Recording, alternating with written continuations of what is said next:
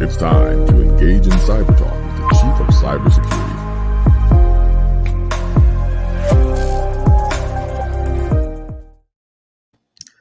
Well, hello everyone. We're back to another session here. I have somebody that's very important, somebody that is definitely involved with the cybersecurity workspace. But, before I get started, I'm going to let her come in and start to discuss about her background in cybersecurity. She is involved a lot. She does a lot of great things. And if you have not heard of her before, I got to make sure I get the name right. What is the name? How do Mary Galloway. Okay, then. So I'm going to leave this open for you now. Tell us exactly who you are, where you're from, and all the great things that you do with cybersecurity. Where am I from? Geez, that's a tough question. So, Mary Galloway, I am the CEO and a founding board member for the Women's Society of Cyberjutsu. I'm also a sales engineer / systems engineer for a major vendor.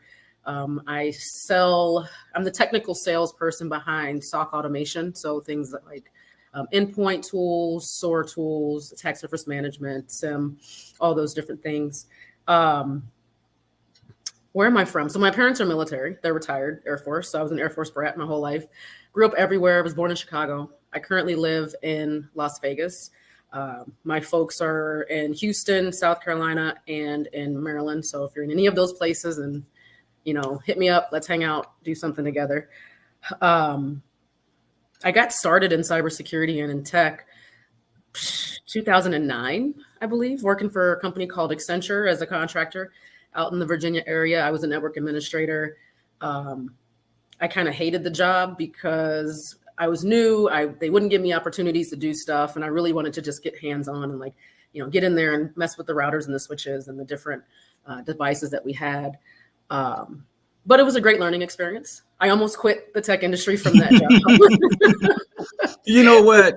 You're probably like millions of people out there who have started and, decided to throw the white towel in, they hit the brick wall. But I want to go back on one thing that you said, and that you were in the military, right? So I was not. Okay. I went and got debt. So okay. Yeah. My parents were. Your parents were. Yeah. Okay, then. I like to pose a question here because I commonly ask many people this question, is that a lot of times with military people, they are seen as the primary targets to transition into cybersecurity. Yes. And from your perspective and your background, have you seen the difference in how military people transition into cybersecurity versus normal society? I never paid attention, but thinking back on it, it is definitely a different type of transition because from the military, you're super disciplined or you're taught all of this discipline. And so you bring that mentality and that mindset into the industry, into cybersecurity. Some of those things aren't always the best things to bring over, but a lot of it is. Versus somebody that's coming out of school, the discipline's a little bit different, right? In the military, if you mess up, you could seriously kill people, right? If you're out on the field or out in the field or out, in war or whatever, and you mess up or you don't do something correctly or you forget to do something, whole groups of people's lives are in your hands. Right. And so they bring that mentality into cybersecurity, into tech, into any industry that they come into, because that's just how they were, trained, how they learn what they're supposed to do. Civilians like me, I just transitioned in. I went from being armed security, from being a manager at a clothing store for teenagers, all kind of random different things that I transitioned from. And while I can still take that knowledge and that information and use it over here, the discipline's a little bit different. Mm-hmm. And even as a military brat, a lot of that discipline comes down on us too. So we bring that stuff into the industry as well. But I've worked with tons of military folks that have transitioned in mostly from the Marines, a few Army folks, a few Air Force folks. And you can definitely see a difference in how they lead, how they learn, how they handle situations. Is it easier for them to transition in? I don't know if it's easier or harder. Honestly, I think it's about networking at that point. Right. Okay, then. Well, that's a very fair acceptance. So like you're out in Las Vegas. Yes. A couple of years ago, I went out there and I was talking to a couple of friends about the cybersecurity market Mm-hmm. over in Vegas. Now, Vegas, because there's a lot of casinos in the gaming industry and a couple other high-end hotel chains Mm-hmm. there's a different level of protection as it equates to other cities, right? Because I know from my research and going into a casino and knowing that a lot of those, a lot of the slot machines are on the network now, right? And I'm Yes. always thinking this is not the traditional type of slot machines that you see. And I'm Right. always thinking, okay, it is different. It's quite different. And I think that poses a different level of protection. I mean, Mm-hmm. now we all know that in the world of cybersecurity, there are different ways to protect other systems, Right. but the priorities are quite different because you have financial data Mm-hmm. and you have Mm-hmm. customers that use these machines. So I Yep. would imagine that the market is quite different. But let's just look at the culture out there in Vegas. Is there a very strong cybersecurity market out in Vegas? It's growing. So I've been Hmm. here. We moved here December 2016. And I started working at the Venetian in the Palazzo. So before I took the job at the casino, I didn't even think about cybersecurity in a casino. Like that Hmm. was, I knew it was something, but it wasn't anything because I came from the government side of things. So it's very different now. At that time, there was about 200 or so cybersecurity professionals here. Hmm. Um, that number has obviously grown. Um, Cybersecurity, while it's important, I don't necessarily know if it's really a focal point for everybody here yet. Hmm. Uh, and it doesn't really become a focal point until you've been hacked. Right, So right. I moved to the casino to help them because they had gotten hacked 2 years prior, and they were building Hmm. out their security team. So the SOC and all the different pieces and parts of that security team. And you're absolutely correct that their priority and their focus is actually on availability, right? Hmm. Because if with the gaming regulations and how that works here, um, if you have to have so many cameras on each table, on each slot machine, etc. If those cameras go down, that's a problem. Wow. They get fined for that, so you start losing Really? money. If HVAC goes out and you can't fix it in time, there's an issue. You can't keep people in those casinos without AC, without heat, without running water, without any of those things in that small ecosystem. Those casinos are and the hotels are basically mini cities, Right, both on right. the outside that we see and behind the scenes. And so um, our focus a lot was making sure that all of our stuff stayed up and operational throughout the entire time. And then the personal information, the financial information, all of that kind of thing. Every casino is not like that. They're Yeah. trying to get to that point, but it takes resources. And as we put more and more things on the internet, it's making that attack surface a lot bigger, Well, right? I wish they would find ways to help me win There's more so money. that's I so can't win, but that's literally an algorithm that just every time you hit, it's just some I random know. number. It's not meant for you to win. None of that stuff is, but it's fun. And our slot machines were actually on a separate network once they brought the security team, and it was on a separate network that you actually have to. We could not access the slot machines from where we were at. We would have to actually go on the floor if we needed to do some kind of work or something like that. Yeah.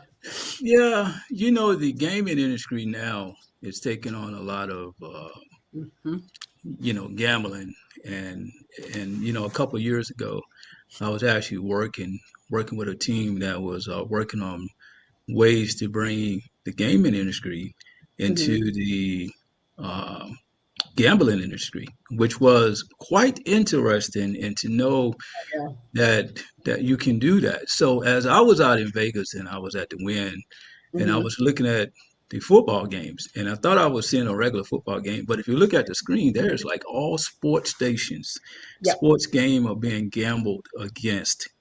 And Yes. Every sport, college, pro, mhm, everything you can gamble against here. wow. So that's quite interesting because during my writing of my book, The Cybersecurity Mindset, one of the things I gave thought into is that, okay, how can I simplify something so that everyone would understand cybersecurity, right? Hmm. Because you and I know that cybersecurity comes with 1,000 moving parts. Right? Yep. It's you can never get to a point where you say that you completely fix something. Now, Right. I per se have my own belief that the word fix does not relate to cybersecurity. I've always said that how can we stay ahead? Because Good point. it's a game of cat and mouse. All right, you got hackers in lane A, regular people like you and I are in lane B. Our job is to beat them to the finish line. Right. Now, how we beat them to the finish line is based on using these different technologies like zero trust, uh, Hmm. looking at artificial intelligence and see what it can help us out, looking at data loss prevention, looking at new ways to attack malware, whatever we can do. That's our job. And Right. when I was writing the cybersecurity mindset, one of the chapters that I dedicated to the book, and it's in chapter 19, and it's called "Wearing the Hacker's Hat." Right? I've Okay. always said that if we can mirror a hacker's environment, we can move ahead. Now, I Yep. made it very simple, but now after reading the book, I'm noticing that there's some great information that I put in the book that came to surface. One is that they're looking at artificial intelligence platforms and how hackers use those platforms now. Mm-hmm. So, so we're in a market now where yes, cybersecurity seems like it's intriguing, but at the same time, uh, there are some ways that we're moving ahead with cybersecurity because it's constantly Right. changing. So, from your perspective, and I want to transition over to the world of cybersecurity, what is your overall perspective of the state of cybersecurity now? And let's say that if you was given that magical wand and you can make change to the world of cybersecurity with just one strike, right? Jeez. Just one? you, you, like you are the fairy god princess, right? And you Okay. just have that one. You're gonna strike at one time, and it's gonna change everything for cybersecurity. Now, what type of changes would happen? Or Wow. Um, well, if I could change something, I would change the mindset of being reactive to being proactive. And I would just make sure everybody was just always proactive with stuff. Mhm, Um, in my day job, we get customers all the time that are, hey, we just got hacked. What do we do? We need help. And they had lots of tools in place, right? mhm, But they weren't really implemented correctly, or they didn't have mhm, certain protections put on, or they felt like, hey, I'm not going to get hacked. I'm not going to have an issue, yada, yada, yada. And so um, they're left scratching their head like, but I had this stuff in place. It's like, okay, it's great to have a tool, but if you're not using it correctly, if it's not set up correctly in the beginning, you're going to always continue to be reactive to those things if you don't have the resources. So let's be proactive. So what do we have to do to be proactive? We need to have these resources. We need to have this technology. We need to have these workflows. If we need to put automation in, let's put automation in to help, those kind of things. Second would definitely be education. Educating not just the folks that are currently in the industry, but really, really educating the folks that are coming into the industry behind us. And not just with like college and university. I've got multiple degrees, so I'm not against college or university, but real tangible skills, hands-on learning, hands-on training, from governance and risk to hacking to malware analysis. Being able to provide that training to those folks to get them prepared for these jobs is another way I think of being proactive as well. It takes a little longer to see the benefits because they got to get into a job and do the work. But I think those would be the two things right now. Well, you just tapped on 2 chapters out of my book.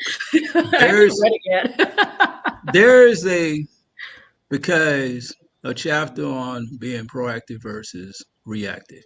Okay. It's one of the chapters, and I wrote exactly everything you just said because I've always started that when we're reactive, we are in that emergency mode. Right. And I've always believed that the easiest process is to be proactive and to take care of things up front. Now, most organizations are struggling because they're in a high up-tempo environment because you have changes and you have customers that you try to make happy, maybe management that you're trying to make happy, because management is pretty much about numbers and graphics and views. Am I meeting my marks? I have a discussion in my book about going in the green, right? Management wants to see everything green, which is good. So you have people that struggle to make management happy. And one of the ways they do that is to take the printers off the report, right? Right. You just remove the stuff that's making it bad. Yes. So we're still safe. I mean, that's, we're not safe, but also too, that was another chapter that I dedicated to workforce modernization and talking about the workforce. And one of the ways that I looked at the workforce was to say that, as you have just said, is to take everything that we concentrate on in the book and put that into operations.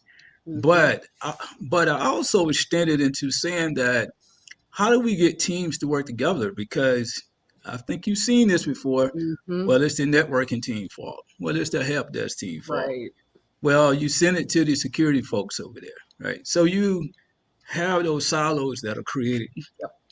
And how do you break down the silos? Because some of the junior people that enter the industry, I've always thought that if they could have a sit-down talk and really understand how cybersecurity operates, and taking everything they learned in the classroom and taking all their certification, all their labs and training, and now putting that on the one package and teaching them how to use that on the job force is very important. So speaking of the job force, there's been a lot of changes over the past couple of years.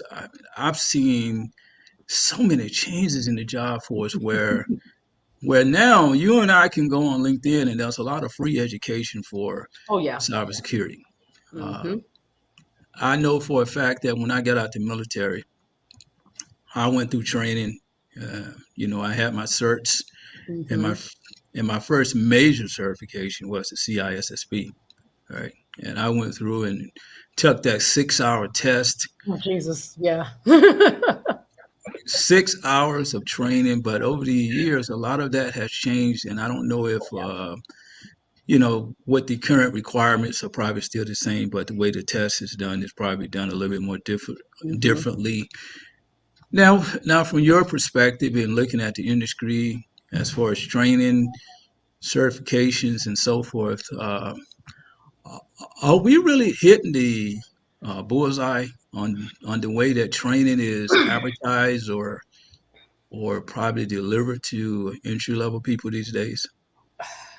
So if you're new coming into the industry, there's probably way more information out there for you than you can take in. There's so much stuff out there for folks, and everybody's a content creator and everybody's creating a course or writing something or whatever it is.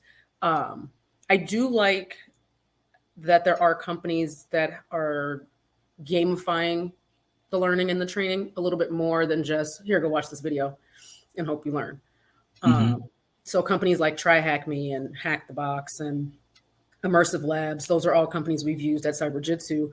They have, hands-on training. It's fun. It's educational. It gets you the skills that you need. And I think for some people, that's a better way to learn. All the stuff is advertised everywhere. I see it all. And maybe it's because of my connections, but I see it everywhere. Everybody's like, yeah, I'm at this level on Try Hack Me, or I'm at this or whatever.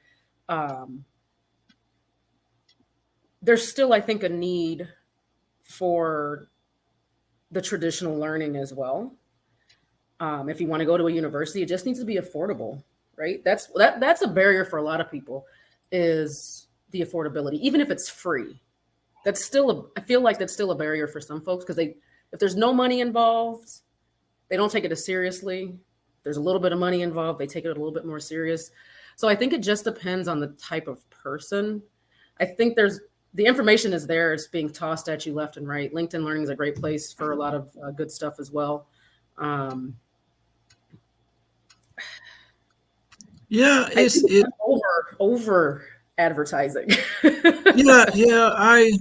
I see a lot of free information on YouTube and LinkedIn, and I've seen people that have been caught up in scams before too, where if you spend maybe $10,000, where you can have $150,000 job in 6 months. You and I know that as an entry level person, having $150,000 job in 6 months with no experience is highly unlikely, especially when there's people been in the industry for years, 13 or 14 years, and they are making that level of money. So that's not realistic. But I think that because people hear the word cybersecurity and job, so you got the word security on the end. You got job plus cyber equals security. So you add those three together, and you can make some money, right? So when people hear that, see, they want to transition over. So they get caught up in these little type of emotions and say, "Oh yes, but I can have that. But I can get certified." We're in that. COVID did something for us. It helped us start to learn how to be with ourselves, but it also gave everybody and their mom the idea that they can do that, what you just said, have a training program, scam folks, and do all of that. If you're new to the industry, vet the resources. Everybody that's teaching cyber isn't an expert, hasn't worked in the industry, hasn't done everything that they're showing you that they've done. So you got to vet those sources for the new folks. And even for the older folks. There was a couple I looked at, I'm like, let me check this out just to see if this is legit. And then I was like, not for $5,000. I can go get that information someplace else. Yeah, because the idea is that we have to prepare people for the long road ahead. Because I've always believed in that. Most of the recruiters know what a person knows. Okay, you can't sit there and pretend like you know everything. So what I used to tell students is this: I say, hey, if you don't have no experience, here's the way that you make yourself marketable. You go to YouTube and you learn application and systems. And when you're on a job interview, you say, hey, I never had the professional experience, but I've been reading and learning. And if you can articulate how that application tool works, then you're going to look favorably. Right. That's one way of doing it, because I think that all people can learn, because we all are technically savvy, because people watch videos all day long and learn, right? Even on cooking or fishing or whatever it may be, we all are smart. So that's one area that I think that people can actually improve on. So let's switch over to your nonprofit here. Give us a little bit of history of what actually motivated you to start that nonprofit, and what are some of the ways that make it very successful, and give us some of the greatness that came out of your women in cybersecurity there. So I actually found the organization 6 or 7 months into its existence. I failed the CISSP the first time, and I was looking for a study group, and I was moving back to the DC area, and so that's how I stumbled upon them. And then Lisa Jiggets, the founder, she was like, "Hey, join the board." So I said, "Okay, fine." So I've been I've been with the organization since 2013. We started in June of 2012. So we're at the end of our 10-year. Actually, next month is the end of our 10-year celebration year. We're ending it with the big conference and the awards event in Northern Virginia. When I started, I said, this is just going to be some light project. It's not going to go anywhere. It's just going to be here in Northern Virginia, blah, blah, blah. Yeah, here we are 10 years later, and I'm still, I was behind for a long time. Now I'm in front of the camera. But we provide hands-on training to women and girls looking to enter and advance in the cybersecurity space. So that's anything from intro to cybersecurity to reverse malware engineering. We've got a malware engineering or malware group, study group going on right now for people that can jump in. And every week they meet and they go through different challenges and, talk about different ways to look at malware and how to use different tools. We do study groups for all of the certifications. So if people are like, hey, I'm looking for a study group, they're peer led. We ask volunteers to run it. We're all volunteers. I get paid as the grant writer right now because are the grant managers. We have a big grant. But I don't get a salary from the organization. Working on that because I would love to do that full time.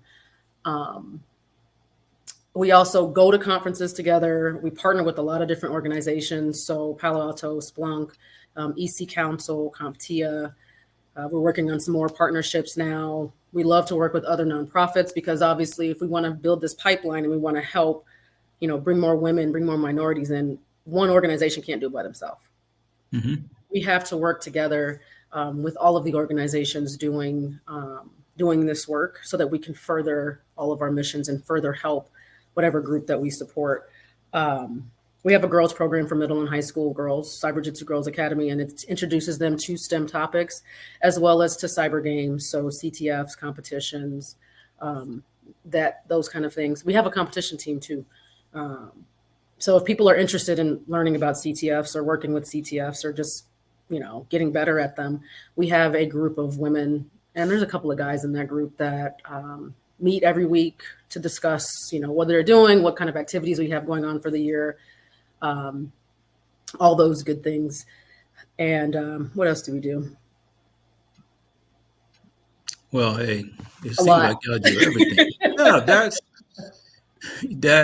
that's very powerful. Here locally, I am part of a nonprofit called Diversity Cyber Council, which actually does the same type of work that you all are actually doing as well too. When you first started off, did you have a struggle in trying to find donors or people to come on board to buy into your program? Yeah, we always have struggles with donors. We do get a decent amount of donors. Early on, one of our biggest ones was Cisco at the time. They were a sponsor for like 3 years for the girls program. But it is very difficult if you don't have dedicated people that can have those conversations. And early on, we were still trying to figure out, okay, well, what's our mission? Not really our mission, but what are we trying to do? What's our strategy? What do we need money for, type of thing. Now it's still a little bit difficult because there's a lot more nonprofits out there doing similar work. And so people have certain budgets to where they can support, one female-oriented group or one Black-oriented group or one, whatever their policy is. And so, I don't know. I think I consider us like the underdogs, but we're like the really cool underdogs of we've been around longer than longer than all of the other ones that are up now. And we're still, our mission, our goal, whether we have funding or not, is to make sure people are getting trained. So we'll figure it out. We'll find it. We'll get grants. We'll go and talk to people. I'll build relationships. We just got a sponsorship from a company that I had started talking to them 4 years ago. I reached out to this person on LinkedIn and was like, hey, I see you work for this company. They have this foundation. How do I get funding from it? And they gave us $20,000 this year for the conference. Well, that's pretty good. Wow. Yeah, that's pretty good as well too. That's a milestone. Now, do you see that there's an increase in women who have interest in cybersecurity? Based on before COVID, has that interest changed up a lot? I don't think it's changed. I think they've always had an interest. They just need an opportunity to get the job and to do the Right. work. I think COVID gave a lot of people the opportunity to work virtually and be in cybersecurity that didn't have that opportunity before.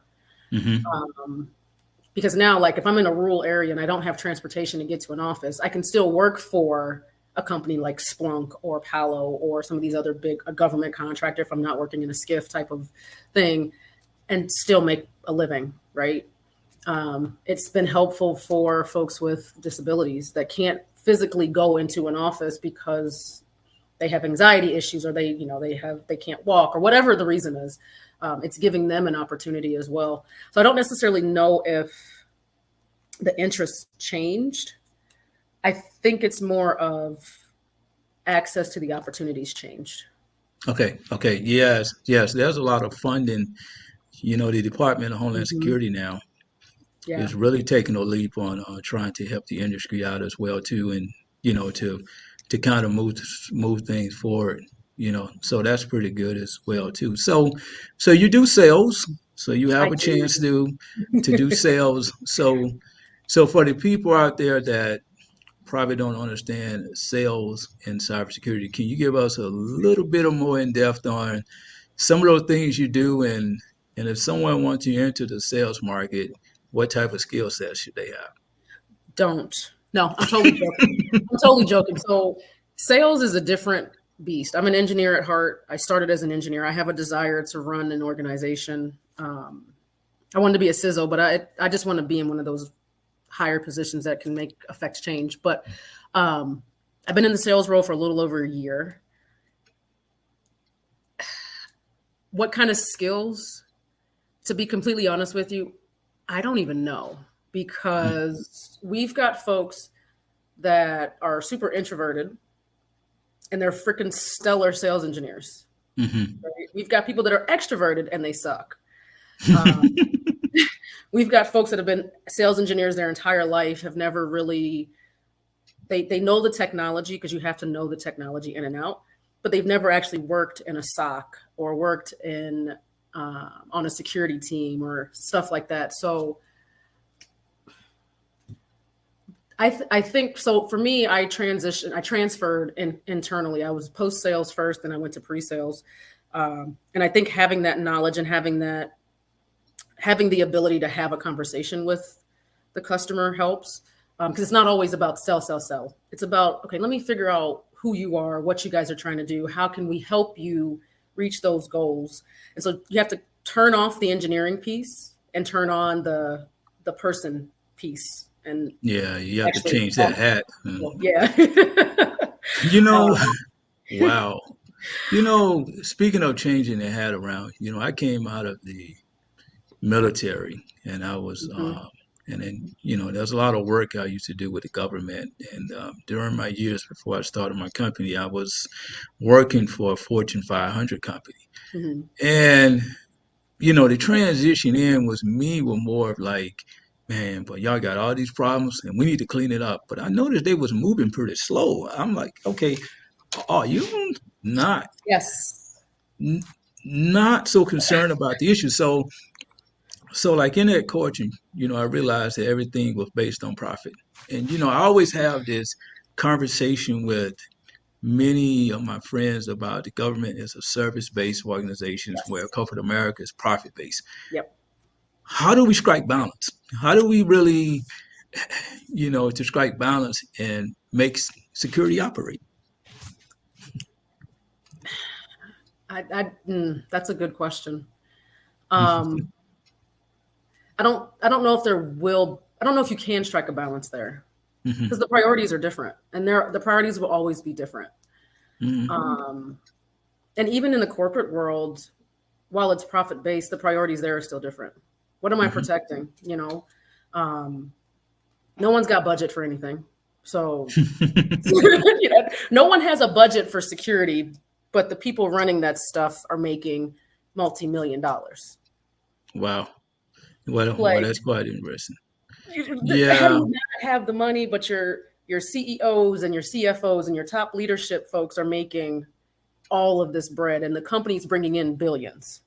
Wow. You know what I'm saying? So the company I work for has a decent budget for security, I think. I don't know what we do internally, but I talk to a lot of customers that they don't. And when you give them a number, it's like, ooh. And so I don't know if there's ever going to be a balance. I think it's just going to be one of those, we have to just work together because we're all focused on something different. But at the end of the day, it's about, let's secure this service that the government has. Let's secure whatever this corporate company has so that we can still make the profit. So I think that's where working together to secure everybody is where that sort of balance would come. But I don't think there's ever going to be a balance. Yeah. It's kind of one of those conversations that's going to be going on forever. Now, speaking of conversations that are going on forever, and you working in the world of cybersecurity, so that's a new trend now. It's called artificial intelligence and chat GPT. Love it. There is so much speech. If I can go on LinkedIn, go to Forbes, Technology Council, anywhere I go, there are articles written about chat GPT. And last week I did a podcast, which is going to post next week on the topic as well, and talking about chat GPT. So with my overall view is that I am never, ever against newer technologies. I think they're great, but at the same time, I think we have to track progress, though. I mean, we really have to look and see, okay, what are the risks and what are the rewards? Because it sounds good, because 30 years ago, people, everyone used to write information down on a sheet of paper and put it in a shoebox and throw it in the closet. Right? Yep. And forget about it. Right.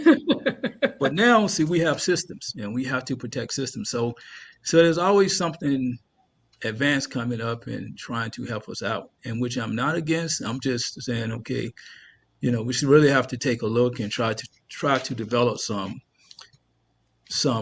frameworks to say, hey, this is the way to protect those systems. Because I went to the DHS webpage, and there's a framework for the automobile industry now, because cars can drive you around. Yep. Isn't that lovely? You're sitting at the house and you got a Domino's piece of car that comes up in your driveway and just hands you your piece of. See, that's lovely. But at the same time, I still think that we have to track progress. So for the future state of cybersecurity, what do you think we're really headed? So I love AI. I'm not an expert in it. I want to get more versed in it. When Chat GPT popped off, I was like, oh, this is cool. There's a lot of buzz around this thing. But that was the third iteration of Chat GPT, the one made public. They've been working on this stuff for a very long time. And AI in general has been talked about, put in movies. We've seen it across the gamut. So this isn't new. We've had a lot of time to build a framework around what this looks like. We just haven't. So the future of this, obviously there's going to be bad ways of utilizing the platform, but any tool that's out there is the same. The bad guys are using every tool that we use, that the good guys use, the bad guys are using them too. Right. It's just a matter of if they have permission or not. Right. I mean, honestly, that's what makes an ethical hacker versus a hacker. They have permission to do it. The other person doesn't. I definitely see AI growing, becoming huge in our industry. I see there's a lot of opportunities for securing those systems. So that's jobs out there in the world. Because there's 18,000 companies that do AI stuff now. It's like, wait a minute, ChatGPT just came out. How are all of these tools already built and ready? Well,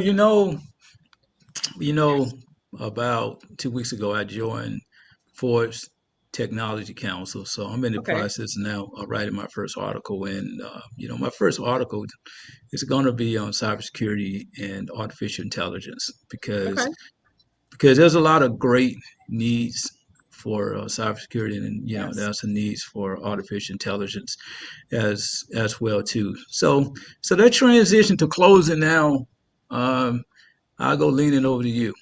All right, what is it that, let's say if someone was listening to this live stream now and said, hey, I think I want to contribute to that organization. All right, where can they find you? And the benefits of helping the organization, because there's a lot of people that have money to spend. See, they drop $1,000 on the ground and say, "Oh, don't worry about it." If there's anyone in the audience that's like that, come holler at me, right? You can find me on LinkedIn. The Mary Galloway, I think, is the LinkedIn handle. That's also my Twitter. I don't really post on Twitter like that anymore, but I will go on there. So you can find me there. You can find us at our website, womenscyberjutsu.org. You can send me an email. It's my first name, last name at womenscyberjutsu.org. And just let me know. We have plenty of opportunities. We've got a training program that's getting ready to start next month for certified in cyber, Google cybersecurity certification, and for SANS training. So that's getting ready to start for our members. You can join as a member. You can come and volunteer. You can come and be an instructor to train if you want to teach something. We do workshops that are cost effective and affordable for our members and for the women that want to participate. Not just women, men can participate too. We don't say, no, you can't be here. Come to the conference in June, come help out, mentor. And I mean, if you want to have a conversation, we can totally talk about it. I can share, the history, all of that good stuff in our annual report that we put out every year. And just network, share our stuff. If you see our stuff being posted, share it out. The further we can get the message out there, the better. If you want to start a local chapter, let me know. We actually have a chapter there, but our leader moved to New York. So we don't have a lead for down there right now, but we do have a chapter that's there. And we've got chapters all over the country. We're looking to bring more on. We've got 4 or 5 coming online this year in a bunch of different places. So I'm about quality.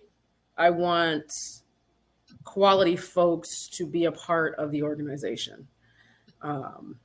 Doesn't matter your background, doesn't matter where you're from. If you want to take the initiative, if you want to be a part of it, by all means, let's talk about it. Let's bring you in. Wow. Excellent. You know what? It's been history in the making. I think that you and I acquainted on LinkedIn about 3, maybe 4 years ago, because I saw you post something. I said, she's involved with some cybersecurity, but she is doing some great talk. That is the type of person I want to be around. So it's been great to talk to you, and I know you'll do well in the future. But this does not have to be the last time you come on the show. It will not be. I will bring my crew. Yes. You know what? Yes, you can bring the crew, and we can have a panel discussion, maybe on any topic that you can think of. Yeah, we can talk about anything. Somebody called me a fraud, so we could talk about anything. All right, then. Until next time, everybody stay cyber safe.